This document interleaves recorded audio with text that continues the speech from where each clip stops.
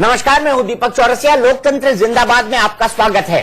1947 के बाद से भारत में लगातार लोकतंत्र जिंदाबाद है और रहेगा। लोकतंत्र की ताकत उसमें रहने वाले लोग होते हैं। लोकतंत्र का मतलब ही होता है लोगों के लिए, लोगों की वजह से और लोगों की सरकार। हमारे इस न्यूज सेगमेंट का उद्देश्य भी लोकतंत्र में रह रहे लोगों को जागरूक करना और उनको उनकी ताकत का एहसास कराना है। नमस्कार, मैं हूं आंचल आनंद और हमारा जरिया खबरें हैं तो हम लोकतंत्र से जुड़ी हर उस खबर और उसके सटीक विश्लेषण को आप तक पहुंचाते हैं जो आपको हर फैसले में मदद करे। तो चलिए शुरू करते हैं लोकतंत्र जिंदाबाद।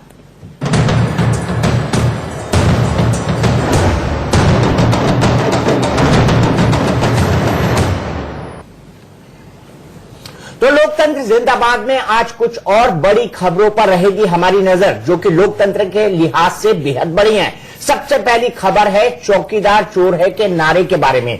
ये नारा राहुल गांधी ने अमेठी में लगाया था जब सुप्रीम कोर्ट ने रिव्यू पिटीशन एडमिट की थी और राहुल ने कहा था कि सुप्रीम कोर्ट ने मान लिया है कि चौकीदार चोर है। आज उस बयान पर राहुल ने खेद जताया है और कहा है कि चुनाव प्रचार के आवेश में उन्होंने ये बयान दे दिया था। वहीं महाराष्ट्र के डिंडोरी में पीएम मोदी का कांग्रेस पर वार हुआ है। कहा, वंशवाद पर बोलने पर कुछ लोगों को करंट लगता है। पहले 50 गालियां देते थे, अब 100 देते।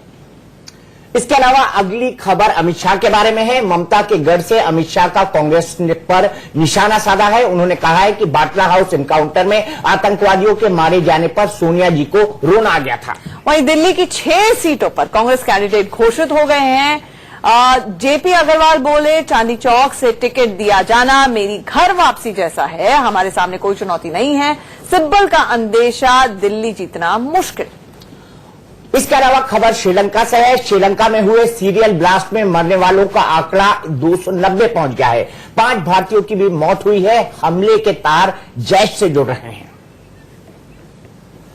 और यहां चल एक नजर डाल लें उन खबरों पर जो हम नहीं दिखा सकते। शुरुआत आप बिल्कुल।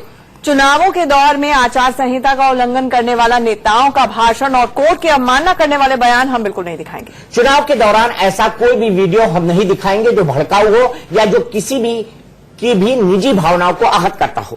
सोशल मीडिया पर चल रहा वायरल कंटेंट जिसकी सत्यता की पुष्टि ना हुई हो या जो किसी विशेष वर्ग को निशाना बना रहा हो, वो भी हम नहीं दिखाएंगे। ऐसा कोई भी वीडियो या खबरें जो भ्रमित करती हो या देश की छवि को धूमिल करती हो या जो देश हित के खिलाफ हो। वहीं ऐसी नकारात्मक खबरें भी हम इस बुलेटिन में आपको नहीं दिखाएंगे जिनका आपसे कोई सरोकार ही ना हो या जो कोई संशय पैदा करती हो। तो आंचल, शुरुआत आज आप करेंगे। शुरुआत आज राहुल गांधी की खबर से, किस तरह से सुप्रीम कोर्ट में उन्होंने अपने बयान को लेकर खेद जताया है। तो कांग्रेस अध्यक्ष राहुल गांधी ने सुप्रीम कोर्ट में अपने चौकीदार चोर है वाले बयान को लेकर खेद जताया है। सुप्रीम कोर्ट में दाखिल हलफनामे में राहुल गांधी ने कहा है कि चुनाव के आवेश में उन्होंने ये बयान दिया था। दरअसल राहुल गांधी ने अपने बयान में कहा था कि अब तो सुप्रीम कोर्ट ने भी कह दिया है कि चौकीदार चोर है। इस पर बीजेपी सांसद मीनाक्षी लेखी ने सुप्रीम कोर्ट में कोर्ट के आदेश की आपराधिक अवमानना का मामला दाखिल किया था। ये बयान राहुल गांधी ने सुप्रीम कोर्ट द्वारा नए दस्तावेजों के आधार पर राफेल डील पर पुनर्विचार याचिका स्वीकार किए जाने को लेकर दिया था। तो अच्छा, सबसे पहले शुरुआत आपसे करता हूं। मुझे याद है अमेठी के अंदर राहुल गांधी ने बयान दिया था जब रिव्यू पिटीशन को कोर्ट ने एडमिट किया था और उस बयान के देने के कुछ सेकंड बाद ही आपने कह दिया था कि यह अवमानना का मामला बनता है। यानी आपका अनुभव काम आया था। बिल्कुल, अवमानना का मामला बनता है और इसीलिए मीनाक्षी लेखी ने भी सुप्रीम कोर्ट में इस बाबत अर्जी दी थी। हमने उसी वक्त कह दिया था, हमारा प्रोग्राम चल रहा था कि ये कहना कि चौकीदार चोर है ये एक नारा है, लेकिन ये कहना कि सुप्रीम कोर्ट ने कहा है चौकीदार चोर है, जो कि सुप्रीम कोर्ट ने कभी कहा नहीं है, तो ये कहीं ना कहीं एक तरह से प्रेजुडिस करने वाली कोर्ट को बात होती है एक ऑनगोइंग मामले के अंदर। क्योंकि राफेल मामले की सुनवाई चल रही है, रिव्यू पिटीशन होना है, सुनवाई के लिए आना है। आप न सिर्फ कोर्स ऑफ ट्रायल को प्रेजुडिस कर रहे हैं, ये ऑब्स्ट्रक्शन ऑफ जस्टिस की भी श्रेणी में आता है और ये स्कैंडलाइज करता है कोर्ट की इमेज को, क्योंकि कोर्ट ने कभी ये कहा नहीं। अब बहुत दिलचस्प बात यह है कि उस दिन भी आप पूछ रहे थे कि ऐसे में कांग्रेस किस तरह सोचेगी, तो मैंने यही कहा था कि उसको अंततोगत्वा इस बयान के लिए, क्योंकि ये बयान ऐसा नहीं है जिससे मुकरा जा सकता है, ये सारे टेलीविजन पर लाइव था, तो ये नहीं कह सकते कि मीडिया ने इसका गलत मतलब निकाला, जो कि अक्सर एलिबाई होता है तमाम तरह के नेताओं का, या फिर ये कहना कि मेरे बयान को तोड़ मरोड़ के पेश किया गया। वो बयान गलत था। तो तो उनको माफी मांगनी ही थी। अब कोर्ट क्या करेगा ये देखने वाली बात होगी, खास तौर से जो पिछले 3-4 दिनों में बहुत सी ऐसी डेवलपमेंट्स हुई हैं जो बिहाइंड द सीन्स भी हुई हैं। ऐसे में कोर्ट का रुख क्या रहने वाला है इस मामले में वो देखने वाली बात होगी, और साथ ही साथ कोर्ट क्या राहुल गांधी को माफ करती है या नहीं करती है, या अगर कुछ फाइन या कुछ आगे की सुनवाई होती है तो क्या होगा, वो भी एक बात देखिए। अच्छा, सबसे महत्वपूर्ण ऐसे मामलों में अब जब सुप्रीम कोर्ट ने मान लिया, राहुल गांधी ने मान लिया है कि उन्होंने गलत बयानी की है, या सुप्रीम कोर्ट का जो संदर्भ उन्होंने दिया वो पूर्णतः गलत था, ये मान लिया है, उन्होंने एडमिट किया है। इस एडमिशन के बाद अब सुप्रीम कोर्ट के सामने क्या क्या विकल्प बचते हैं राहुल गांधी के मामले में, अवमानना के मामले में? देखिए, जो सजा का प्रावधान है क्रिमिनल कंटेम्प्ट के लिए, जो कंटेम्प्ट ऑफ कोर्ट 1971 एक्ट कहता है, तो उसमें तो 6 महीने की सजा हो सकती है, साथ में फाइन भी लग सकता है। लेकिन ये कोर्ट के अंदर इनहेरेंट पावर्स हैं कि वो कितनी सजा या कितना फाइन दे सकती है। आपको याद होगा हाल फिलहाल में कई बार ऐसा हुआ है कि कोर्ट ड्यूरिंग द प्रोसीडिंग्स बुला लिया जाता है और उसे बैठा दिया जाता है, तो एक तरह से पनिशमेंट की तरह से तो ये भी होता है। और साथ ही साथ इसमें खास तौर से मैं आपको बात बता दूं, जो बहुत साफ तौर पर राहुल गांधी ने अपने उस पेज में, जो हम दिखा भी रहे हैं अपने दर्शकों को स्क्रीन पर, उन्होंने कहा है कि उनकी इंटेंशन ये नहीं थी। दूसरी बात उन्होंने ये कही है, यानी मंशा नहीं थी। दूसरी बात उन्होंने ये कही है कि सुप्रीम कोर्ट ऐसा कह ही नहीं सकता था। ये मैं मानता हूं कि ऐसा कहा नहीं जा सकता सुप्रीम कोर्ट के द्वारा, लेकिन हमारा वो जो नारा था और साथ ही साथ ये एकदम से डेवलपमेंट आई थी, तो दोनों चीजें मिक्स हो गई। तो ये यानी कि ये दिखाने की कोशिश की गई है कि राहुल गांधी उस वक्त कंफ्यूज हो गए थे। अब ये कंफ्यूजन उन पर कितनी भारी पड़ती है ये देखने वाली बात होगी। लेकिन यहां पर उन्होंने सॉरी ऐसी तरह से नहीं कहा है, उन्होंने एक्सप्रेस किया है रिग्रेट, यानी खेद जताया है कि ऐसा नहीं होना चाहिए था, लेकिन बिना इंटेंशन के ऐसा हो गया। मुझे एक बात याद आती है, आंचल, आपने सुप्रीम कोर्ट की अवमानना की बात करी, तो मुझे याद है 6 दिसंबर 1992 के दिन जो कार सेवा हुई थी, उसके लिए कल्याण सिंह ने एक एफिडेविट दिया था और उस एफिडेविट पर अमल नहीं किया, तो उनको 1 दिन की सजा हुई थी और सुप्रीम कोर्ट की अवमानना के मामले में, और उनको 1 दिन तिहाड़ के अंदर रहना पड़ा था। और भारतीय जनता पार्टी ने उसको एक बड़ा पॉलिटिकल मुद्दा बनाने की कोशिश की थी। लेकिन चूंकि अमेठी में राहुल गांधी ने बयान दिया था और अमेठी में ही आज राहुल गांधी प्रचार कर रहे हैं, तो आइए सुन लेते हैं कि अमेठी में अब राहुल गांधी का अपनी रैली के अंदर क्या कहना है। उनका धुआंधार प्रचार अब पूरे देश में चल रहा है और आज वो अमेठी में अपनी कॉन्स्टिट्यूएंसी में परिवारों को 25 करोड़ लोगों को साल के 72,000 रुपए दे सकती है। मतलब सोचिए 25 करोड़ लोगों के 25 करोड़ लोग 5 करोड़ लोगों के बैंक अकाउंट में हर महीने पहली तारीख 6,000 रुपए टक अंदर, जनवरी 6,000, फरवरी 6,000, दिसंबर 6,000, मतलब साल के 72,000, 5 साल के 3,60,000 रुपए, 3,60,000 रुपए 5 करोड़ लोगों को हिंदुस्तान की सरकार दे सकती है। और ये जो चौकीदार है, ये घूम घूम के कहता है सरकार के पास पैसा नहीं, क्योंकि चौकीदार फिर कहता है, ये चौकीदार कहता है पहले पूरे देश में दिन भर किसानों के खेत आवारा पशु खाते हैं। अभी आते वक्त मैंने देखा, भाई और बहनों, आपने किसान के घर के सामने कभी चौकीदार देखा है? मजदूर के घर के सामने चौकीदार देखा है?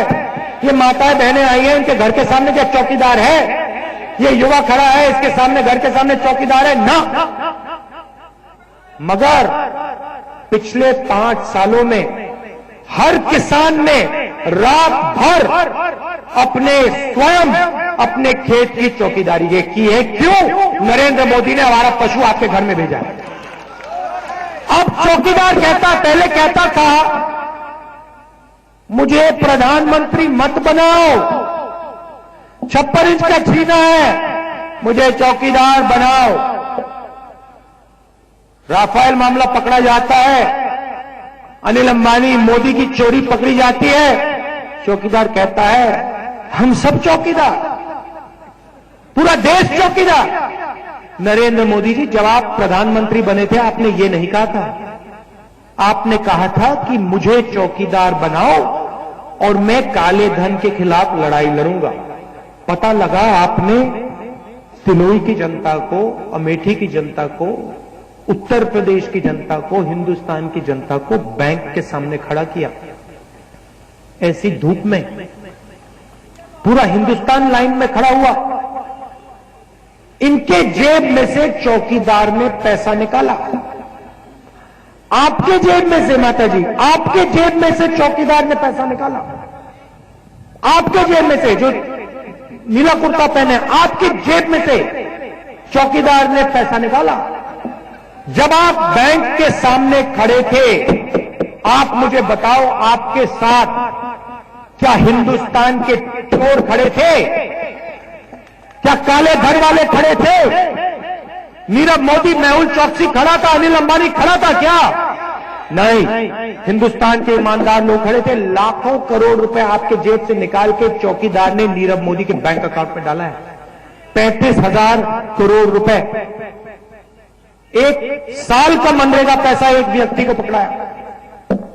फ्रांस का राष्ट्रपति कहता है कि नरेंद्र मोदी जी मेरे पास आए, मुझे कहते हैं कि अगर आपको राफेल हवाई जहाज खरीदना है तो आपको 3 काम करने पड़ेंगे। पहला काम, HAL कंपनी को परे कीजिए, सरकारी कंपनी अनिल अंबानी को कॉन्ट्रैक्ट दीजिए। दूसरा काम, 526 करोड़ का हवाई जहाज मत खरीदिए, 1600 करोड़ रुपए का खरीदिए। तीसरा काम, अमेठी में जो HAL की फैक्ट्री है, उधर राफेल हवाई जहाज नहीं बने। बेंगलोर में जो HAL की फैक्ट्री है, उधर हवाई जहाज ना बने। हवाई जहाज फ्रांस में बनाइए, क्योंकि 30,000 करोड़ रुपए अनिल अंबानी की जेब में डालने हैं। फ्रांस के राष्ट्रपति ने, मैं नहीं कह रहा हूं भाइयों बहनों, तिलोई की जनता, फ्रांस के राष्ट्रपति ने कहा कि हिंदुस्तान के प्रधानमंत्री ने इसे ये 3 चीजें बताई और इसीलिए उसने हिंदुस्तान एरोनॉटिकल लिमिटेड से कॉन्ट्रैक्ट छीना। इसीलिए 126 हवाई जहाज नहीं खरीदी गए। तो सुना हमने राहुल गांधी को, दीपक, उन्होंने तो 4 बार फिर से बोल दिया चौकीदार चोर है। पॉलिटिकल कैंपेन में अब इस पर किस तरह का असर पड़ेगा? देखिए, राहुल गांधी इसको रिपीट करेंगे, लेकिन राहुल गांधी जिस तेवर के साथ इसको रिपीट कर रहे थे, जिस तेजी के साथ रिपीट कर रहे थे, जिस एग्रेशन के साथ रिपीट कर रहे थे, अब भारतीय जनता पार्टी उसको पंचर करने की कोशिश करेगी। अब भारतीय जनता पार्टी कहेगी कि देखिए, सुप्रीम कोर्ट में राहुल गांधी ने मान लिया कि उनका ये बयान चौकीदार चोर है, जो उन्होंने कोर्ट के संदर्भ में दिया था वो गलत था, यानी राफेल के अंदर किसी भी तरह की कोई चोरी नहीं हुई है। भारतीय जनता पार्टी इसके मतलब निकालने की कोशिश करेगी और राजनीतिक मायने तलाशेगी। आपको याद होगा, प्रधानमंत्री ने एक इंटरव्यू के दौरान कहा था कि जब सुप्रीम कोर्ट ने ही जांच से इनकार कर दिया है तो फिर आप राफेल में किस तरह की चोरी या किस तरह का भ्रष्टाचार मानते हैं। उन्होंने सुप्रीम कोर्ट के जो स्टेटमेंट था या सुप्रीम कोर्ट का जो डिसीजन था, उसके आधार पर अपने आप को इनोसेंट उस मामले में प्रूव किया था। रिव्यू पिटीशन दाखिल होने के बाद प्रधानमंत्री के सामने उसी तरह के तर्क को दोहराने को लेकर कहीं ना कहीं एक समस्या आ गई थी। लेकिन अब राहुल गांधी, जो अपनी गलती के चलते उन्होंने अपने गलत शब्द कुल्हाड़ी मारी, इस्तेमाल किया है सुप्रीम कोर्ट के संदर्भ में या सुप्रीम कोर्ट को कोट करते हुए अपने पांव पर कुल्हाड़ी मारी है, उसके चलते भारतीय जनता पार्टी को यह मौका जरूर मिलेगा कि अब भारतीय जनता पार्टी राजनाथ सिंह का वो डायलॉग जो है चिल्ला चिल्ला कर बोलेगी कि चौकीदार चोर नहीं, चौकीदार प्योर है और उसका पीएम बनना श्योर है। ये बोलते हैं राजनाथ सिंह। क्रिकेट की अगर भाषा में बात करें हम, तो अब वो बैकफुट पर खेलेंगे। पहले तो हिट्स लगा रहे थे, लेकिन अब उनको ये डर रहेगा कि कहीं एलबीडब्ल्यू नहीं हो जाए तो गार्ड करेंगे बॉल। मुझे लगता है कल तक बैकफुट पर खेलेंगे, क्योंकि कल सुप्रीम कोर्ट में जिस तरह से आगे की कार्रवाई होगी, सुप्रीम कोर्ट इसको लीनियंटली लेता है, माफ कर देता है, ये ऑन द लेग्स मुझे लगता है कांग्रेस की पूरी लीगल टीम वहां पर रहने वाली है और उसके बाद आगे का नैरेटिव सेट होगा। लेकिन सुप्रीम कोर्ट अगर माफ भी कर देता है तो उनका ये एफिडेविट ही दिया ना, चलो उन्होंने एफिडेविट दिया ना, उनका ये एफिडेविट तो स्टैंड करता है। तो इस एफिडेविट में, क्योंकि भारतीय जनता पार्टी का प्रचार तंत्र बेहद मजबूत है, हाँ। भारतीय जनता पार्टी के पास जितने लीडर्स हैं, भारतीय जनता पार्टी के पास जितने कैंपेनर्स हैं, भारतीय जनता पार्टी के पास जितने प्रेस कॉन्फ्रेंस करने वाले लोग हैं और भारतीय जनता पार्टी के पास जो लोग हैं और भारतीय जनता पार्टी के पास जितनी सोशल मुझे मीडिया के अपने आदमी 3 फैमिली ग्रुप से ही यही एफिडेविट का यही पन्ना बहुत जल्दी आ भी जाएगा, मुझे पता है अगले आधे 1 घंटे में मेरे पास आ जाएगा ये। हाँ, तो आप निकालेंगे इसके अंदर की क्या क्या इस एफिडेविट के अंदर राहुल गांधी ने अपने स्टेटमेंट को देते हुए क्या है, और भारतीय जनता पार्टी भी निकालेगी। हम एज ए जर्नलिस्ट उसमें निकालेंगे कि राहुल गांधी ने अपने बचाव में क्या क्या तर्क दिए हैं, खेद जताते हुए क्या क्या तर्क दिए हैं, उन्होंने किस आधार पर यह बात कही थी। आधार नहीं था सुप्रीम कोर्ट का, यह तय है। तो अब सुप्रीम कोर्ट के आधार पर राहुल गांधी ने जो चौकीदार चोर है की बात कही थी वो पूरी तरह गलत साबित हुई है। मुझे लगता है भारतीय जनता पार्टी इसको एक बहुत बड़ा मुद्दा बनाएगी, क्योंकि यही एक सबसे बड़ी कैंपेन थी जो चौकीदार यानी प्रधानमंत्री के खिलाफ चला रखी थी राहुल गांधी ने। और मुझे लगता है तीसरे फेज तक लेकिन कांग्रेस पर इसका कुछ असर नहीं हो रहा है। राहुल गांधी ने तो 4 बार ही बोल दिया स्टेटमेंट, और बल्कि प्रवक्ता भी बहुत सारे चैनलों पे जैसे ही उनके रिएक्शंस मांगने शुरू हुए, वो कह रहे थे, बहुत से प्रवक्ताओं ने रिपीट करके, कांग्रेसी प्रवक्ताओं ने रिपीट करके कहा नहीं चौकीदार चोर है, हम ये कहते रहेंगे। तो अभी ये डंके की चोट पर कह रहे हैं, लेकिन मुझे सीरियसली लगता है कि कल सुप्रीम कोर्ट में वेट एंड वॉच सिनेरियो का होने वाला है। अंदर धड़कनें बहुत तेज होंगी कांग्रेस, मेरा ये मानना है, लेकिन अभी वो बैकफुट पे नहीं आ सकते। पॉलिटिकल वॉर की सिचुएशन में ये भारतीय जनता पार्टी के लिए एक विन विन सिचुएशन है, क्योंकि वो अपने प्रचार तंत्र से इसका इतना प्रचार करेगी कि राहुल गांधी ने सुप्रीम कोर्ट के संदर्भ से झूठ बोला था। ओवर सिंप्लीफाई करके कि आपसे कुछ और कह रहे हैं चौकीदार चोर है, और देखिए सुप्रीम कोर्ट में हलफनामे में सॉरी बोल रहे हैं, लेकिन ये ओवर सिंप्लीफाइड वाली सिचुएशन है, और इतना कोई मुझे लगता नहीं है कि भारत की जनता एफिडेविट पढ़ने वाली है। राहुल गांधी ने भी ओवर सिंप्लीफाई करने की कोशिश की थी, हाँ। चौकीदार चोर है कहकर, क्योंकि उनको लगा कि पिटीशन एडमिट हो गई है, मैं कह देता हूँ, रिव्यू पिटीशन आ गई है, सुप्रीम कोर्ट ने मान लिया है, मैं कह देता हूँ चौकीदार चोर है, सुप्रीम कोर्ट ने मान लिया है, भ्रष्टाचार हुआ है। दोनों बातों पर उनको खेद जताना पड़ा। तो ओवर सिंप्लीफाई करके या सिंप्लीफाई करके भारतीय जनता पार्टी इसको अपने पक्ष में बनाने की भरपूर कोशिश करेगी। या फिर आपको क्या लगता है? बिल्कुल, इसमें कोई दो राय नहीं है कि पार्टी पूरा, क्योंकि अब एक बात अगर उन्होंने कोर्ट में खेद व्यक्त किया है अपना, हालांकि हमें जानना है कि कोर्ट क्या कहती है, उसकी क्या ऑब्जर्वेशन होती है, क्या उसमें संज्ञान लेती है, क्यों पार्टी अध्यक्ष हैं और कोर्ट भी, क्योंकि इसके आगे और कोई कोर्ट नहीं है, तो कोर्ट इस बात का भी ध्यान रखेगी, क्या उनको चेतावनी देती है। पर कोर्ट इस बात का ध्यान नहीं रखेगी कि वो पार्टी अध्यक्ष बहुत अहम होने वाली है कल। कोर्ट इस बात को लाइटली भी नहीं लेगी कि राहुल गांधी चूंकि पार्टी अध्यक्ष है इसलिए हमको छोड़ दिया जाए। मेरे ख्याल से कोर्ट के लिए जब वो एक सजा पर फैसला करती है या फाइन या सजा से ज्यादा कोर्ट की टिप्पणी और ऑब्जर्वेशंस बहुत अहम होने वाली है। बिकॉज एक तरह से ये भी देखा जाना चाहिए कि आप एक सबसे बड़ी पार्टी तो नहीं, लेकिन आप एक राष्ट्रीय पार्टी के अध्यक्ष हैं, देश में सबसे ज्यादा समय पुरानी पार्टी 1885 में इसका गठन हुआ था, तो उसके बाद आप पार्टी के अध्यक्ष हैं, आप इतनी लूजली कोई कमेंट कैसे कर सकते हैं, बिना अंडरस्टैंडिंग के कोई कमेंट कैसे किया जा सकता है। खास तौर से देखिए लीगल मामले ऐसे होते हैं, बहुत पेचीदा होते हैं। यही तो मैं आपसे पूछ रहा था, और लीगल मामलों में लाइटली कैसे बोल सकते हैं? यही तो, जैसे ही आया था दीपक, अगर हम उस दिन की फुटेज निकाल ले तो ना सिर्फ अवमानना की मैंने बात की थी, और मैंने ये डिस्टिंक्शन ड्रॉ की थी कि दोनों स्टेटमेंट से एक पॉलिटिकल स्टेटमेंट है और लीगली एक स्टेटमेंट पूरी तरह ब्लेटेंटली रॉन्ग है। तो अगर आपको किसी मामले की मान लीजिए समझ नहीं है, तो आपको बोलने से पहले 4 बार सोचना चाहिए। लेकिन वो वही है कि मैंने उस दिन आपको ये भी कह दिया था कि कांग्रेस की डिफेंस टीम यही कहेगी कि मैं कैंपेन के दौर में था, नॉमिनेशन फाइल किया था, हीट ऑफ द मोमेंट में मैंने ये कह दिया, और एग्जैक्टली वही बातें, एक वर्ड की इधर उधर हेराफेरी हुई होगी, वही बातें उन्होंने अपने हलफनामे में कह दी है। लेकिन मुझे लगता है सुप्रीम कोर्ट की ऑब्जर्वेशंस कल बहुत अहम होने वाली है। जब हमने सुप्रीम कोर्ट के इस बयान पर, राहुल गांधी की टिप्पणी पर कांग्रेस के किसी प्रवक्ता को बुलाया तो उन्होंने एक बढ़िया सुप्रीम कोर्ट का वकील भेजा, और जब मैं उनसे बोलता था कि क्या सुप्रीम कोर्ट ने कहा है कि चौकीदार चोर है, तो उस सवाल को डक करके वो आगे बढ़ जाते थे। हम तो कहेंगे चौकीदार चोर है। मैं उनसे दूर पूछता था क्या सुप्रीम कोर्ट ने कहा चौकीदार चोर है, तो उनको भी पता था कि ये गलत शॉट खेल दिया हो गया है, गलत शॉट खेल दिया, कैच आउट हो सकते हैं और नो बॉल बिल्कुल नहीं है। लेकिन इस हीट ऑफ द मोमेंट में सोचिए कि अगर राहुल गांधी को कोई सजा दे दी जाती है, मान लीजिए, एक मैं हाइपोथेटिकल सिचुएशन बोल रही हूं, तो कैंपेन से दूर रहना अपने आप में, अभी तक तो 72 घंटे तक मुझे लगता है योगी आदित्यनाथ को चुप रहने के लिए कहा गया था। देश की सबसे बड़ी अदालत अगर उनको जेल में भेज देती है या कोई इस तरह की कार्रवाई हो जाती है, तो मुझे लगता है कि कांग्रेस की सांसें बहुत अटके रहेंगी। मेरे ख्याल से अभिषेक सिंह भी कल क्योंकि मोर्चा संभालने वाले कांग्रेस के लिए। सुप्रीम कोर्ट की अपनी अवमानना का मामला है, कंटेम्प्ट ऑफ कोर्ट है, और प्रधानमंत्री का इसमें जिक्र किया गया। तो हम बहुत ज्यादा उत्साहित हो गए हैं इसको डिबेट करते करते, और हमें इस वक्त एक ब्रेक लेना है। अच्छा, ब्रेक के बाद जब हम वापस लौटेंगे तो बात करेंगे दिल्ली की राजनीति की। ये हम आपको बताएंगे कि 7 सीटों पर किन किन ने कैंडिडेट की पार्टी की राहें अलग हो गई हैं। कांग्रेस ने आज गठबंधन की सारी कवायदों पर पूर्ण विराम लगाते हुए कांग्रेस के 6 उम्मीदवारों का ऐलान कर दिया। कांग्रेस ने उत्तर पूर्व दिल्ली से शीला दीक्षित को टिकट दिया है, जबकि नई दिल्ली से अजय माखन कांग्रेस के उम्मीदवार बनाए गए हैं। चांदनी चौक से जेपी अग्रवाल, उत्तर पश्चिमी दिल्ली से राजेश लेलोटिया, पूर्वी दिल्ली से अजय माखन तो पश्चिमी दिल्ली से महाबल मिश्रा को टिकट दिया गया है। वहीं आज आम आदमी पार्टी के बाकी बचे 6 उम्मीदवार नामांकन करेंगे। इधर बीजेपी के 4 उम्मीदवार भी आज पर्चा भरेंगे। तो दीपक, आखिरकार हमने लगातार लोकतंत्र जिंदाबाद में हर दूसरे दिन ये खबर चलाई कि आप एक दिन चलाते थे आप और कांग्रेस में गठबंधन हो रहा है, एक दिन रिपोर्टर खबर दे रहा था नहीं हो रहा है।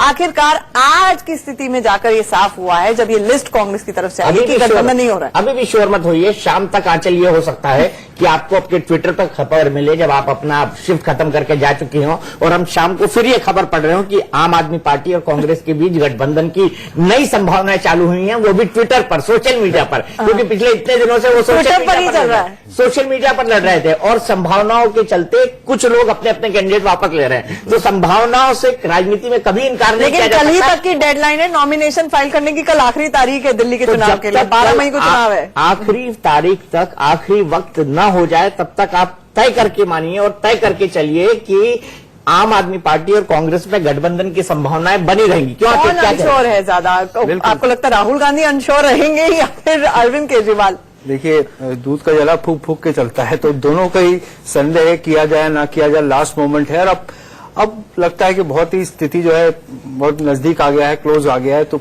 कांग्रेस कोशिश करेगी कि वो जो है अपनी जो कोई भी यहाँ पर सीटें हैं उनको लाए। बीजेपी के लिए भी बड़ी चुनौती रहेगी कि जिस तरह से स्वीप किया था इस बार फिर से स्वीप करे। यूपी में अगर कोई सीटें कम होती हैं तो उसकी भरपाई यहाँ से हो जाए। वहीं आम आदमी पार्टी के लिए भी एक बड़ी चुनौती होगी। देखिए, विधानसभा चुनाव तो है नहीं, तो जो उन्होंने सींचा है जिसको पूरी जमीन को, वहां पर के उनको फल मिलते हैं नहीं मिलते, ये उनको उतार पाना है। हालांकि कैंडिडेट्स उन्होंने भी अच्छे उतारे हैं, लेकिन देखना दिलचस्प होगा कि क्या लोकसभा में भी उनको सफलता मिलती है या नहीं मिलती है। लेकिन आजकल यहाँ सबसे जो दिलचस्प सीट हो गई है वो नॉर्थ ईस्ट दिल्ली की हो गई है, क्योंकि यहाँ पर 3 कैंडिडेट हैं। दिलीप पांडे जो काफी टाइम तक ग्राउंड पे काम कर चुके हैं पार्टी के लिए आम आदमी पार्टी की तरफ से, शीला दीक्षित जो 15 साल तक दिल्ली की मुख्यमंत्री रही हैं और दिल्ली की हर गली, नुक्कड़, चौराहे, गलियां और छोटे छोटे मोहल्ले, कूचे सब उनको पता है। जितनी जो स्लम बस्तियां हैं उनमें उन्होंने रिहैबिलिटेशन किया है, वैसे कम ही लोग आपको मिलेंगे, और एक एक इलाके को पहचानती हैं, एक एक कार्यकर्ता को वो जानती हैं। और उनके सामने मनोज तिवारी हैं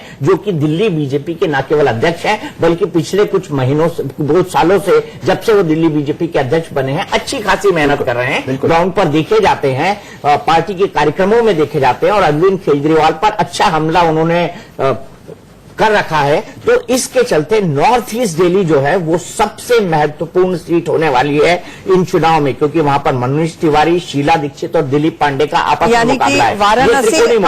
वाराणसी, अमेठी, रामपुर के बाद अगर कोई सीट है तो वो दिल्ली की, उत्तर पूर्वी दिल्ली रहने वाली है। लेकिन अभी तक के हिसाब से दिल्ली के अंदर भी, दिल्ली चूंकि देश की राजधानी है और दिल्ली किस तरीके से रिएक्ट करती है उस पर पूरा देश रिएक्ट करता है, तो लोग ये मान के चलते हैं कि मोदी को यहां पर भी अपर एज है। अब चूंकि त्रिकोणीय मुकाबला हो रहा है तो लोग ये मान के चल रहे हैं कि वोट समीकरण के हिसाब से शायद भारतीय जनता पार्टी को एक अपर एज मिल जाए, लेकिन फिर भी ये राजनीतिक मुकाबला है, इसमें कुछ कहा नहीं जा सकता। और जो दूसरी सीट है जिस पर सबकी नजरें लगी होंगी वो चांदनी चौक की सीट है, क्योंकि यहां से हर्षवर्धन, जेपी अग्रवाल और पंकज गुप्ता भी, चूंकि ये व्यापारियों की सीट है, चांदनी चौक वॉल्ड सिटी है, अल्पसंख्यक भी यहां पर बड़ी संख्या में है और साथ ही साथ पूरा व्यापारियों का इलाका है। तो इसी के चलते जेपी अग्रवाल को उनकी पुरानी कॉन्स्टिट्यूएंसी से उतारा गया है और जेपी अग्रवाल ने वहां पर काफी हद तक काम किया है। और हर्षवर्धन भी 5 साल लगातार चांदनी चौक के अंदर दिखाई देते रहे और बहुत ही सहज नेता माने जाते हैं, आप उनको जानती हैं कई सालों से। लेकिन मैं ये समझना चाहूंगी, इस बार जो ये फैसला हुआ है कि आपके साथ गठबंधन नहीं होगा, तो मेरे को ये लगता है 2 बड़े फैक्टर्स, उसके अलावा आप हो तो बताइएगा कि एक तो ये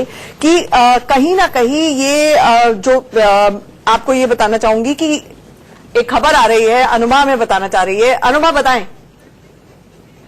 और अनुभाग का खबर आ रही है, बड़ा इंटरेस्ट है, जिस खबर पर हम चर्चा कर रहे थे। एक बड़ी खबर आ रही है, गुरदासपुर से चुनाव लड़ सकते हैं। गुरदासपुर वो सीट थी जो विनोद खन्ना के असामयिक निधन के बारे में के बाद खाली हुई थी, और अक्षय कुमार ने ट्वीट के जरिए इस तरफ इशारा किया है। ट्वीट में उन्होंने हालांकि टिकट मिलने की बात नहीं कही है, उन्होंने कहा है कुछ अलग हटकर करना चाहता हूं। हालांकि अक्षय कुमार से मैंने पूछा था अभी हाल ही में जो उनकी फिल्म आई थी केसरी, तब मैंने काफी लंबी उनसे बातचीत हुई थी और मैंने उनसे पूछा था कि क्या आपको बीजेपी चांदनी चौक से टिकट दे सकती है। तब उन्होंने साफ साफ कहा था कि किसी भी हालत में मेरा चुनाव लड़ने का कोई इरादा नहीं है। लेकिन ये अटकलें इसलिए हो रही थी कि पिछले एक दशक से सारी राष्ट्रवादी मूवीज जो बन रही थी और जो स्पेशल फोर्सेज उस तरह की मूवी बन रही थी वो अक्षय कुमार ही बना रहे हैं। देखिए उनके घर में भी इस बात को लेके मुझे लगता है ग्रीन योद्धा है, क्योंकि ट्विंकल अक्सर जो ट्वीट करते हैं बहुत एंटी गवर्नमेंट होते हैं, एंटी गवर्नमेंट होते हैं, और अक्षय कुमार जो है वो प्रो गवर्नमेंट लाइन लेके चलते हैं। लेकिन अक्षय कुमार एक अच्छे कैंडिडेट हो सकते हैं। अक्षय कुमार जो काम करते हैं बहुत शिद्दत से करते हैं। उन्होंने पैरामिलिट्री फोर्सेज के लोगों को कंट्रीब्यूट करने के लिए जो ऐप के जरिए, वीर ऐप के जरिए जो काम शुरू किया था, उसने भी काफी सफलता पाई। पुलवामा के शहीदों के लिए उन्होंने कंट्रीब्यूट करवाया। बाकी पूरे देश से उन्होंने बाकी जो शहीद होते हैं उनके परिवारों के लिए इस ऐप की शुरुआत की थी। तो समय समय पर अक्षय कुमार इस तरह के कामों से जुड़े रहते हैं। समाज सेवा का उनको अनुभव है, और वो किसी भी पॉलिटिकल पार्टी के लिए फिलहाल तक उन्होंने कोई बहुत सक्रिय कैंपेन नहीं की है। लेकिन फिर भी मेरी भी बड़ी क्यूरियोसिटी थी, और मैंने अक्षय से बार बार इस सवाल को पूछा था उस इंटरव्यू के दौरान। मैं अनुभव को कहूंगा कि इस इंटरव्यू को निकालें और उस साउंड बाइट को जरूर निकलवा के रखें कि नहीं, मेरा चुनाव में उतरने का कोई इरादा नहीं है। दरअसल अक्षय कुमार चाहते हैं कि अभी वो खूब पैसा कमाएं, क्योंकि अभी उनका पीक टाइम चल रहा है। उनकी अच्छी मूवीज वो करते हैं, उनकी मूवीज हिट होती हैं, अलग अलग सब्जेक्ट पे मूवीज करते हैं। खान लॉबी को पीछे छोड़ दिया है कहीं ना कहीं, क्योंकि उनमें एक राष्ट्रवाद का, आपको याद होगा एक जमाने में मनोज कुमार जो थे, उनका राष्ट्रवाद के लिए उनको सिनोनिमस थे, भारत कुमार कहा जाता था। मुझे लगता है अक्षय कुमार भी भारत कुमार की राह पे चल पड़े। जब उनकी फिल्म आई थी जो इराक वॉर के ऊपर बनी हुई थी, मैं उसका नाम इस वक्त भूल रहा हूँ, एयरलिफ्ट के वक्त मैंने उनसे सवाल पूछा था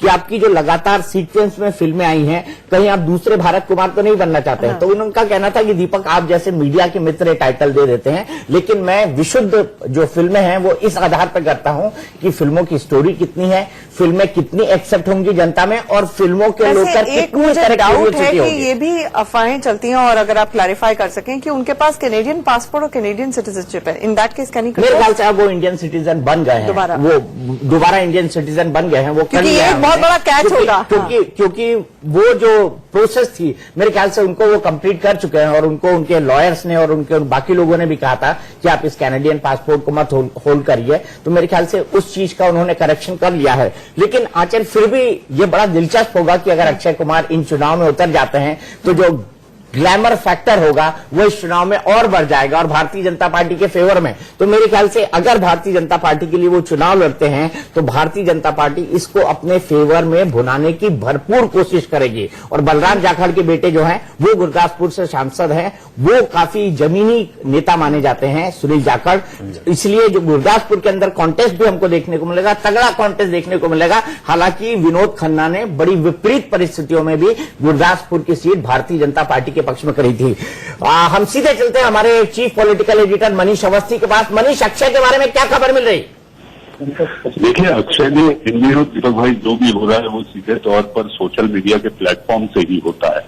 इस तरह की कोई विज्ञप्ति जारी कर या आमतौर पर जिस तरह से पार्टी ऑफिस में जाकर सदस्यता लेना और ये सारी बातों से पहले संकेत और संदेश के जरिए चाहे अभिनेता हो चाहे नेता इस तरह की चीजें करते हैं। लेकिन संकेत साफ है कि बीजेपी का दामन थामेंगे। और जैसा अभी आंसर कह रही थी, मैं सुन रहा था कि नागरिकता का प्रश्न तो खत्म हो गया, लेकिन अब बीजेपी की नई सदस्यता होने मिलने वाली है। मुझे ऐसा लगता है कि अपने आप में एक नए किरदार में होगा। लेकिन एक चीज है, अक्षय को लेकर हमेशा से उनकी फिल्मों को अगर हम देखें तो हमने देखा है कि उन्होंने राष्ट्रवाद से जुड़ी फिल्मों में काम किया है, और उनका झुकाव और उनकी जो लीनिंग रही है वो कहीं ना कहीं बीजेपी के साथ मुंबई में भी गाये बगाए देखने को मिली। चाहे वो हमारा सरकार का कार्यक्रम हो, देवेंद्र फडणवीस से उनकी लगातार मुलाकातें हों, तो मुझे ऐसा लगता है कि देवेंद्र फडणवीस का भी इसमें बड़ा अहम रोल है, अहम किरदार है उनको बीजेपी के सदस्य बनाने में। और उसके बाद फिर सदस्यता के बाद पार्टी अगर किसी सीने अभिनेता को लाती है तो उसके पीछे की सोच न केवल एक संसदीय क्षेत्र होता है, बल्कि समग्र रूप से उसका जहां जहां उपयोग किया जा सके, लोकप्रियता के आधार को भुनाने के लिए पार्टी कोई कोर कसर नहीं छोड़ती। लेकिन लड़ाई एक एक लोकसभा सीट की है दीपक भाई, तो अक्षय मुझे ऐसा लगता है कि पार्टी के लिए नया अभय भी बन सकते हैं।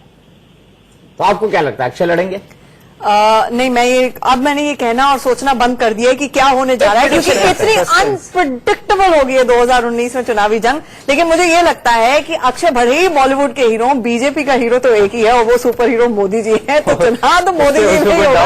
राष्ट्रवाद की मूवीज बना ले अक्षय कुमार। सुना रहा था देवांग पटेल का, वो कौन सा गाना था? नहीं, मुझे लगता है मैं ऑनर नहीं बोलना चाहिए। बोल सकते हैं, वो तो बीजेपी का कैंपेन है और मैं बीजेपी के कैंपेन को ही आपको सुना रहा था और उसमें बकायदा गाना बना हुआ है, देवांग पटेल ने बनाया है, जो जाने माने सिंगर है। मोदी जी आएंगे तो मोदी जी, क्या आएंगे मोदी जी? आते बताइए, आपका कैलकुलेशन क्या कहता है?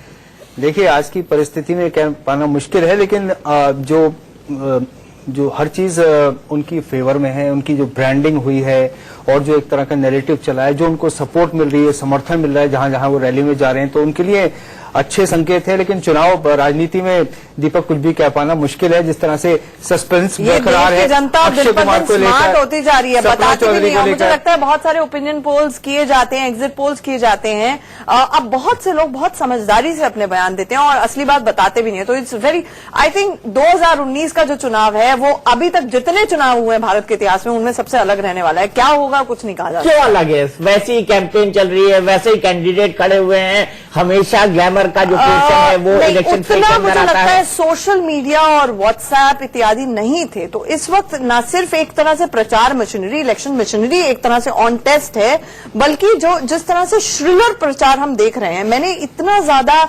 श्रिल प्रचार, इतना राष्ट्रवाद, इतना हिंदू मुसलमान नहीं सुना है 77 में। मेरे तो आपको लगता है 2014 से भी ज्यादा हो रहा है? 2014 से 100 टाइम्स ज्यादा हो रहा है दीपक। 2014 में इस तरह की बातें नहीं थी। आप जैसे कह रही थी सोशल मीडिया में हर एक का ओपिनियन अब आदमी जो व्यक्ति है वो इस पार या उस पार, और अगर किसी ने इस पार या उस पार नहीं किया तो वो गद्दार। ऐसा मत बोलिए।